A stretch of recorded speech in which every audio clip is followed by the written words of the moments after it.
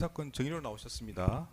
네, 정언을 거부할 수 있는 경우가 있는데 정언 때문에 본인이나 정인 본인이나 정인의 친족이 형사처벌 받을 염려가 있을 때는 정언을 거부할 수 있고 업무상 비밀과 관련될 때도 정언을 거부할 수 있습니다. 네, 선서하실 텐데 선서하신 후에는 기억나시는 대로 말씀하셔야 됩니다. 기억과 다른 진술하시면 위정죄로 처벌받습니다.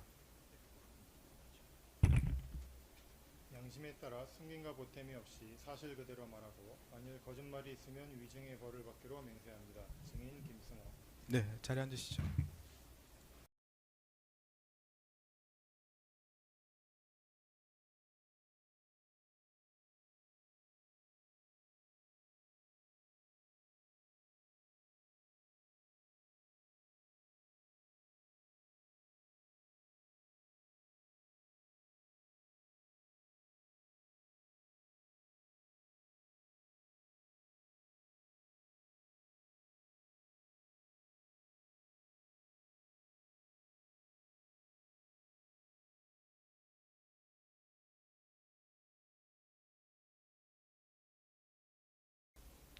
네, 정의신문에 앞서서 이제 이 사건은 관련법에 대해서 중개되고 있습니다. 정의신문 과정도 마찬가지로 중개되고 있음을 말씀을 드립니다. 네, 저번 기일에 안 나오셔가지고 저희가 불출석에 대해서 여러 가지 제재 조치를 했습니다. 뭐 참고적으로 말씀을 드리면 뭐 저희가 특검에서 진행한 사건들은 다 동일합니다. 이 사건만 그런 게 아니고 다른 사건도 마찬가지인데 증인이 불출석했을 때 여러 가지 사정들을 소명하면서 다음 길에 출석하겠다고 서면을 내시는 경우는 제재 조치를 하지 않고 다음 길에 다시 소환을 해왔습니다. 근데 본인이 출석하지 않겠다는 의사를 표시할 경우에는 제재 조치를 바로 취했습니다. 관련 법률에 따라서 정해져 있는 제재 범위 중에서 할 수 있는 모든 조치를 다 취했고 뭐 증인만 그런 게 아니고 다른 증인들도 마찬가지입니다. 그래서 출석하지 않겠다 의사를 표시한 분들은 다 구인영장을 발부하고 관련 법에 규정되어 있는 과태료 형사소송법에는 500만 원 이하의 과태료를 부과하도록 되어 있습니다. 그래서 최고 금액인 500만 원으로 과태료를 부과하고 있습니다. 소송 절차에서 과태료 부과는 저희 재판부는 특검 사건의 경우에는 법에 규정된 최고 금액을 다 부과하고 있습니다. 예컨대 뭐 선서를 거부했다든지 이러면은 형사소송법에 50만 원 이하의 과태료를 부과할 수 있도록 되어 있기 때문에 과태료 50만 원을 부과하고 뭐 이런 절차들을 다 취하고 있습니다. 그래서 제가 말씀드린 부분은 정의 관련해서도 저희가 다른 정의과 동일하게 조치를 취했습니다. 이제 뭐 궁금해하실 것 같아서 설명을 드린 것이고 이에 대해서는 이의 신청서를 내신 것 같네요. 네, 오늘 법정에서 내신 거 맞습니까? 맞습니다. 네.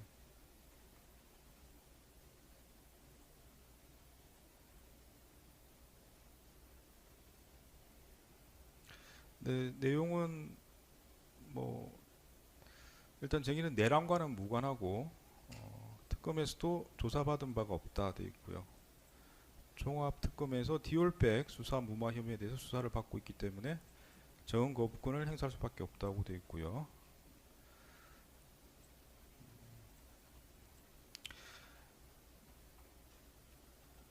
네, 과태료 결정은 언제 받으셨나요?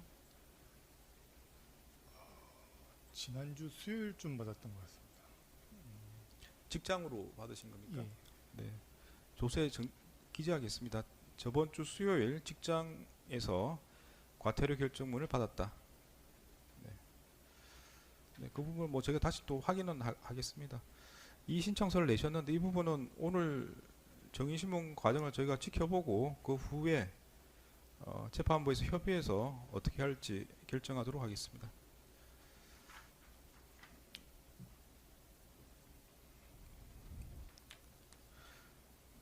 뭐 한 가지만 더 확인하겠습니다. 지금 수사를 받고 있다는 게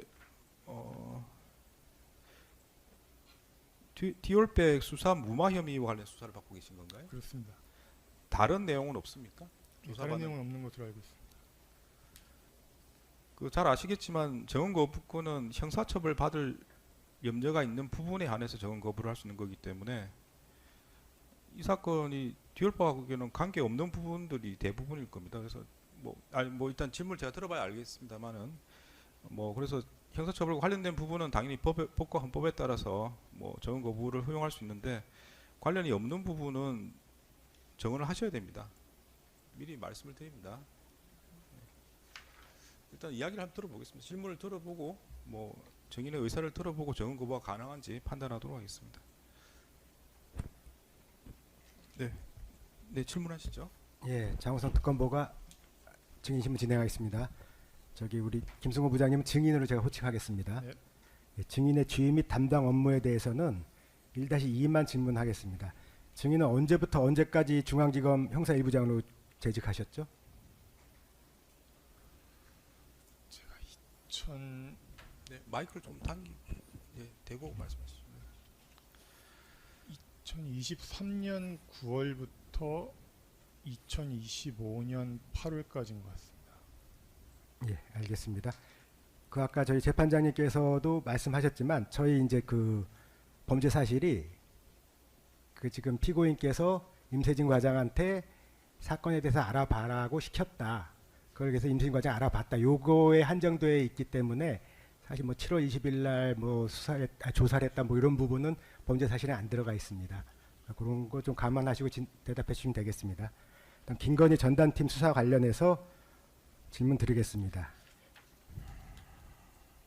2-1부터 2-3까지 합쳐서 질문 드리겠습니다. 2024년 5월 3일 검찰총장 이원석은 영부인 명품백 사건의 전담수사팀 구성을 지시했고 형사 1부에서 원래 사건을 가지고 있었는데 그때 전담팀으로 지정이 된 거죠.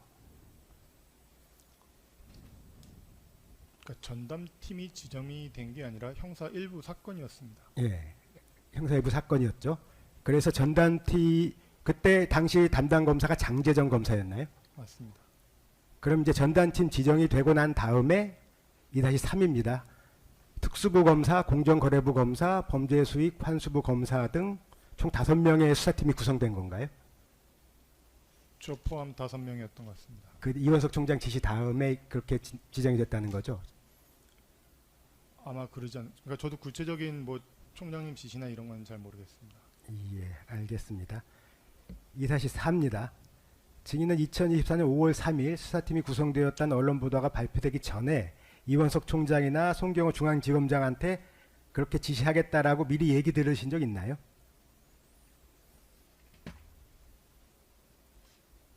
발표 전날 수사팀이 만들어진 것으로 알고 있습니다. 아, 발표 전날요? 예, 그러니까 알겠습니다. 주례 보고 날 만들어진 것으로 알고 있습니다. 알겠습니다. 2-5는 생략하고 2-6도 생략하고 2-7 질문 드리겠습니다. 그래서 이제 저희가 앞에 증인들을 통해서 좀 확인해 본 결과 법무부에서 권순정 검찰국장은 5월 3일 보도 보기 전에 자기도 대충은 알고 있었다. 하지만 보도가 나오니까 알아보라고 임세진 검찰과장한테 시켰고 임세진 검찰과장은 당시 대검 형사 1과장 이준호에게 또 이제 어떻게 뭐 확인을 했다. 이렇게 저희 이 법정에 나와서 진술했거든요. 그럼 이준호 형사 1과장이 우리 저기 중앙지검 형사 1과장 증인한테도 전화했나요? 그날 5월 3일 날 보도가 나니까? 그 부분은 정확하게 기억이 나지 않습니다. 아, 기억이 나시 않으신다. 예. 그러니까 형사 1과장과는 수시로 전화를 합니다. 예, 그 저희 형사 1부에는 소위 말하는 현안 사건들이 많기 때문에 예, 예, 그 대부분의 사건들의 주무부서가 대검찰청 형사 1과입니다. 예, 예. 그렇기 때문에 뭐 하루에도 여러 번씩 여러 가지 사건에 대해서 서로 상의를 합니다. 그래서 일일이 언제 통화를 했는지 이런 거는 기억이 나지 않습니다. 예, 알겠습니다. 2-9 질문 드리겠습니다.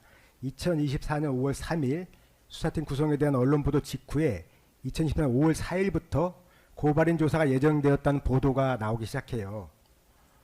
그래서 그 부분에 대해서 혹시 대검에 보고하신 적 있나요? 고발인 조사에 관해서 어떤 일정으로 된다 이런 거. 그 부분도 정확하게 기억이 나지 않습니다만 아마 그쪽에서 물어왔다면 답변을 했을 것 같고요. 근데 통상 정해지면 알려주기는 합니다. 알겠습니다. 2-10 2-11은 생략하겠습니다. 증거기록 순번 862번 제시하겠습니다. 임서진 과장이 피고인한테 텔레그램 메시지를 보낸 거예요. 저거 좀 잠깐 봐주시면은 그 고발인 조사 일정에 대한 내용이에요. 서울중앙형사 1부에서 영부의 명품백 사건 등 관련 수사상황 보고입니다 해서 뭐 5월 9일 14시에 고발인 조사가 예정되어 있는데 조사 연기를 요청을 했다. 이런 내용이거든요. 저 내용은 저 대충 사실과 부합하나요? 지금 봐서는 저게 무슨 의미인지 잘 모르겠습니다.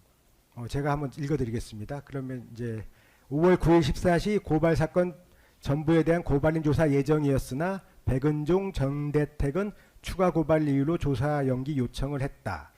백은종은 서울의 소리 대표고 정대택은 서울의 소리 법조팀장이고 홍정식은 시민단체 활빈단 대표고 김수단은 서민민생대책위원회 사무총장이다. 이 사람들이 고발인 조사 연기를 신청했다.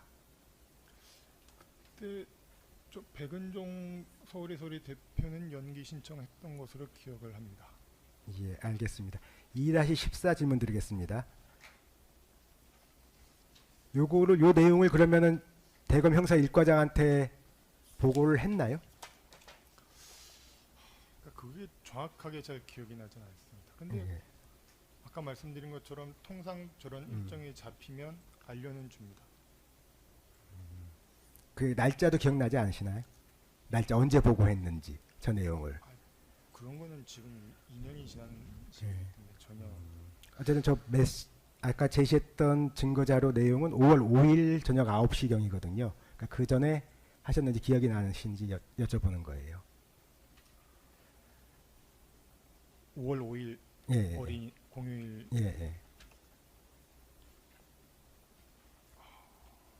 그러니까 정해진 이후에 알려주지 않을까 싶긴 합니다만 그 방금 말씀하셨을 때 이런 사건 관련해서는 이제 보고를 한다고 말씀하셨는데 보면 이제 절차적인 문제거든요. 뭐 어떻게 고발을 조사를 하려고 했는데 연기 신청이 들어와서 뭐 연기하고 뭐 이런 절차적인 내용인데 그 만약에 이런 사건 관련해서 진술자의 진술 내용 이런 것도 보고를 합니까? 예컨대 뭐 고소인 누가 나와서 뭐라고 진술했다든지 이렇게 진술 요약해서 보고한다든지 어떻습니까? 통상 주요 사건 같은 경우는 요지도 보고 대검에는 요지를 보고하는 경우도 있습니다. 근데 다만 이제 이 현안 사건은 보안이 항상 문제가 되고 언론 보도가 저희가 오픈을 안 한 내용이 자꾸만 언론 보도가 되는 부분이 있기 때문에 가급적 중요 내용은 좀 보고를 안 하고 요지 정도만 보고를 하는 경우는 있습니다. 아 그러니까 오히려 중요 내용을 보고해야 될 것 같아요. 그게 아니고 보안 때문에. 그러니까 상세하게 네네네. 뭐 상세하게. 는 안 하고 그냥 요지 정도만 뭐 하는 경우는 그러니까 많이 있습니다. 예, 뭐 제가 여쭤보고 싶은 말은 절차적인 문제뿐만 아니라 이렇게 약간 사실과 실질적인 내용 부분도 그 요지 정도만 해서 보고하게 된다 이 중요 말씀이시죠? 사건을 하게 되면 그러니까 통상 이제 일보라는 거를 작성을 합니다. 오늘 뭐 했고, 그다음에 뭐 내일 뭐 할 계획이다. 그런 것들을 통상 이제 보고를 하게 돼 있습니다. 그런 일보를 할 때 약간씩 기재를 하는 경우가 있습니다. 다음 질문하시죠. 예, 그럼 2-15까지 답변하신 걸로 이해하겠습니다.